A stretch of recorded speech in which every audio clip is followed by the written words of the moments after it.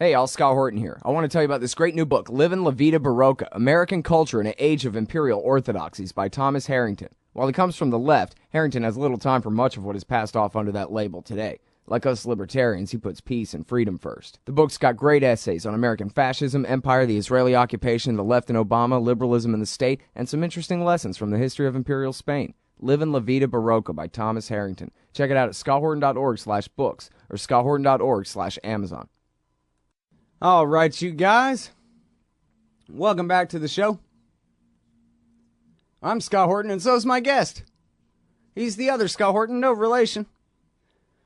But he's a heroic anti-torture international human rights attorney, former chair of the New York Bar Association's Committees on Human Rights and on International Law. He's a professor of law at Columbia University. He's contributing editor at Harper's Magazine, and he's the author of the new book, Lords of Secrecy. Oh, wait.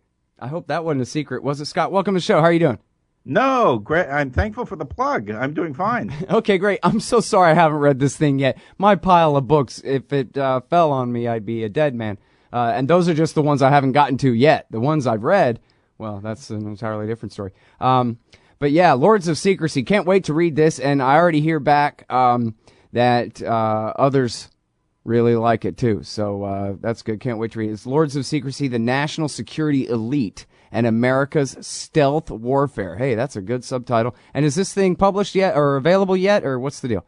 It's going into print next month. Next month. Okay, great. And then so we can expect to see it at Amazon.com then or later? Yeah, in fact, the page is already up there at Amazon.com. You can check on it and you can put in the pre-order. There you go. Hey, do that, everybody. Support Other Scott's work. It's guaranteed to be good work. Come on. All right. So, Lords of Secrecy, indeed. Hey, let's talk about the new war. Along with secrecy goes the impunity of the modern American empire. And as we speak, John Kerry himself is sitting in for Samantha Power and is chairing a meeting of the United Nations Security Council on the issue of the war against ISIS. Now, my understanding is they're not seeking a UN resolution and consensus with Russia and China on this war against ISIS, a UN resolution to start a war. They're claiming they already have the authority regardless of the UN on this. Is that correct? Or what do you think? Yeah, I mean, I would say this is typical to some extent. That is, when you're not sure you're going to get UN support, you don't say you have to have it.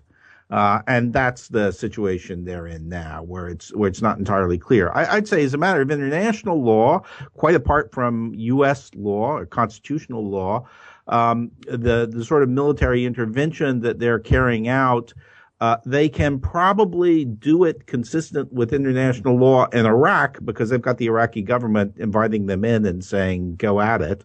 But their position in Syria is a lot less clear. I'd say a pretty strong case that what they're doing without UN approval is not lawful. Well, and it's interesting because there's a report today. It is a single-sourced report, but Robert Perry, I think, does a real good job. It's worth mentioning. He says that America has a secret deal now through the Russians with Assad to go ahead and allow us to bomb. Maybe they'll come to more of an official understanding on that later. But, as though it's really, I guess, legally speaking, it is up to him to give America permission to bomb eastern Syria. Correct. That's right. I mean, there is a lawful government in Syria. That's Assad's for the moment. They're recognized by the UN. They're accredited, and that means that if they say it's okay, then as a matter of international law, it is okay for the U.S. to come in and bomb ISIS. Mm-hmm. All right. Now, so maybe we'll get back to the UN and the international politics of the war and all that in a minute, but I want to kind of rewind to the beginning of this discussion that we kind of skipped over just because of the immediate news here about Kerry at the UN right now, about the war powers, because there's been a lot of controversy about this, and even one of Bush's lawyers who helped legalize not the very worst abuses, but was still, part and parcel of a lot of some of the bad stuff from the Bush era, Jack Goldsmith, wrote a thing for Time magazine, just shocked. He sounds exactly like Marjorie Cohen at Truth Out about the abrogation of war power here by the President of the United States. And so I guess I wanted to start with actually the Constitution, Article 1, Section 8, and whether that is, as Henry Hyde said back in '03 to Ron Paul, just an anachronism and not part of the Constitution that we have to follow anymore. Is that really right, that just, presidents can't start war? What they usually say is, well, the War Powers Act updates Article 1, Section 8, Clause 11, and says that the president can start a war for 60 days if he wants. Is that right? What the hell? Well, I think the fact that we're 230 years into this Constitution and we can have such arguments tells you right off the bat that the Constitution is not a model of clarity on this issue. It certainly isn't. And I would say what is, and I'm, by the way, I'm with Jack Goldsmith on this. Oddly enough, I disagree with him on almost everything else. But I would say we are in or approaching a constitutional crisis in the United States about the presidential use of war powers. And that is, while it's never been terribly clear in the law, it has been reasonably clear that the president has the power or authority to take defensive action. If the country's attacked, he can defend the country, he can launch a riposte, things of that sort. But if he's launching a sustained offensive action on the territory of another state, his authority is circumscribed by a requirement that he has the approval of Congress, okay? So the first point is, does that mean he has to have a declaration of war from Congress?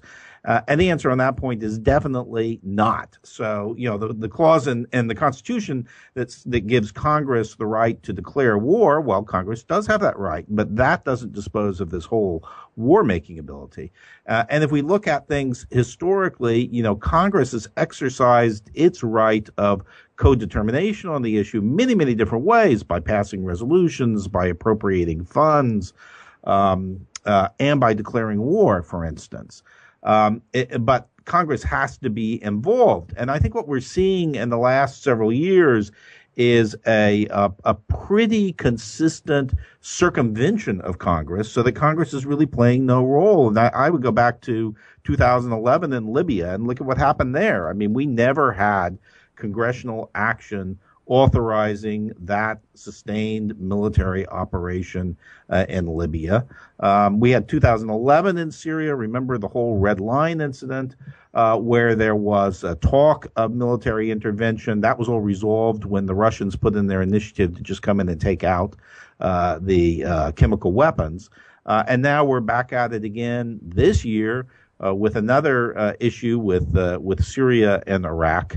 And now we have Congress voting some sort of authority, but we've also got the president saying, well, I don't really need that. I mean, I can do it whether they act or not. What they're doing maybe is just sort of a hood ornament for this card, not something essential to it. So I'd say the basic question is the co-determination rights of Congress about the war. And, is Congress taking its rights and its authority seriously? I'm not so sure it is. Yeah, well, there's an election coming up and they're afraid. And now one minor correction there. I'm sure you meant to say 2013, the chemical weapons red line thing, when you said 2011 there. Just, exactly. 2011 was Libya. 2013 was Syria. Right. Well, and they started the covert action in Syria then, but they had a finding, so that's perfectly illegal. Anyway, so back on the Libya thing for a second, because they started the war on a UN resolution that authorized a no-fly zone, but without any congressional authorization at all. And then you have the dynamic of a Democratic president and Republicans who are divided, some of them more hawkish, others of them, anti and following more of a Rand Paul line back then. And so what they did, though, was they had the vote in the House. They had a couple of different votes, and they failed to pass one to deauthorize the war and to try to make Obama end it. And then I forget whether they actually had the vote on the one to authorize it or if they pulled it at the last minute because they knew they didn't have the votes to pass the one to authorize. So in essence, either way, they failed to pass a thing to authorize. It's not just that they didn't pass it. There was one, and it did not get passed. And then they went on vacation, then they came back and said, let's all talk about the debt ceiling and not the Libya war anymore. And that was the end of that discussion in the Congress. And so that's kind of a weird thing. I don't know if there's any precedent for that in history where they had the opportunity to go either way, and they chose neither. And now the bumper music's playing. I'm sorry, but maybe we'll pick that up on the other side and some of the legalities of what Obama claimed about what counts as hostilities or not, and that kind of thing for the purposes of the War Powers Act. It's the great, brilliant genius, the other Scott Horton, author of the new book, Lords of Secrecy. We'll be right back. Hey, all, Scott Horton here. It's always safe to say that one should keep at least some of your savings in precious metals as a hedge against inflation. And if this economy ever does heat back up and the banks start expanding credit, rising prices could make metals a very profitable bet. Since 1977, Robertson Roberts Brokerage Inc. has been helping people buy and sell gold, silver, platinum, and palladium, and they do it well. They're fast, reliable, and trusted for more than 35 years. And they take Bitcoin. Call Robertson Roberts at 1-800-874-9760 or stop by rrbi.co. Okay, finally, we're back. We're Scott Horton. Me, the host, and him, the interviewee. He's the other Scott Horton from Columbia University and Harper's Magazine. And we're talking about the war powers, Obama taking us back to war against the Islamic State. And yeah, point of clarification, just for sure, yeah, they're definitely not seeking a UN resolution there. Kerry's just up there talking, and eventually they're going to have something about, some refugees or some minor issues, but they're not going through the UN on this, which I guess is fine because I never really understood, Scott, the legality of the UN Charter anyway, because they submitted it to bare majorities to both houses of Congress, the UN Participation Act. So that's not really a treaty, which requires a supermajority in the U.S. Senate, according to the Constitution. But then again, of course, kind of like the point here, there is no Constitution. They do whatever they want. They call it whatever they want. And like in our current situation, the only solution to the Obama problem right now is impeachment. That's the only way to make a president stop doing what he's doing. And, of course, the Congress doesn't want to do that any more than they want to authorize what he's doing. So they just go on and keep proving that really there is no law. Well, there's a pernicious idea that gets thrown around there all the time that, the government doesn't have to go to Congress and get approval through the American political process because the UN has approved it. The Security Council has passed a resolution as if that's a substitute for the Constitution and the requirements of the Constitution, and they make all sorts of technical legal arguments to support that. But that's balderdash. It's nonsense. And now Harry Truman did that in Korea, and I remember when I was a boy, that was how H.W. Bush started to treat the first Iraq war, right? Congress was an afterthought on this. You guys can authorize what we're doing anyway if you want to, sure, climb on board. But people got incensed about that and said, no, come on. That's right. I mean, this is an argument that gets trotted out by everybody, by people on the left, by people on the right. It's trotted out to support the president and the president's power grabs all the time. But, legally, it just doesn't make sense. Yeah. The bottom line is that the president may have authority. The president's got to get his authority on both tracks. He's got to have his international law authority. He has to have his constitutional and domestic law authority in the United States. One is not a replacement for the other. Mm-hmm. And now, well, I don't want to get too far off track, but so what was H.W.'s legal excuse for Panama? Because he didn't have any kind of resolution from anybody but his own National Security Council on that. Yeah, well, that was response to a request from local authorities for assistance. It was a police action. Oh, I see. And that's an argument that the U.S. has used for military interventions in our hemisphere, mm-hmm. and the Dominican Republic and Grenada and places like that. We say it's a police action. Mm-hmm. But I think we should get back to the current problem, because I think we're seeing some arguments develop now which are really very, very dangerous, and they're flying right underneath the radar screen and not getting as much attention as they should. And the key one is that because of powerful new technologies the United States has, all of this democratic claptrap of congressional review and approval has become irrelevant. Because we only have, the argument goes, we only have to go to Congress and get congressional approval if they're boots on the ground, because they're American soldiers, sailors, airmen who could possibly be at risk. So there's sort of an acceptance. Well, okay, Congress has some say about that. But hey, when it's our cruise missiles and our drones and our fighters up ahead, and there's no real risk of anybody being shot down or hurt because the people we're dealing with just don't have that sort of technology, hey, then Congress has nothing to say about it. That's been trotted out. In fact, that was even included in one of the Justice Department legal memoranda, the one from April 1st, 2011, that said the intervention in Libya without congressional approval was fine. Yeah, they just changed the word to kinetic activities or something, and all of a sudden that doesn't mean shooting explosives at people, which is a hostile act, right?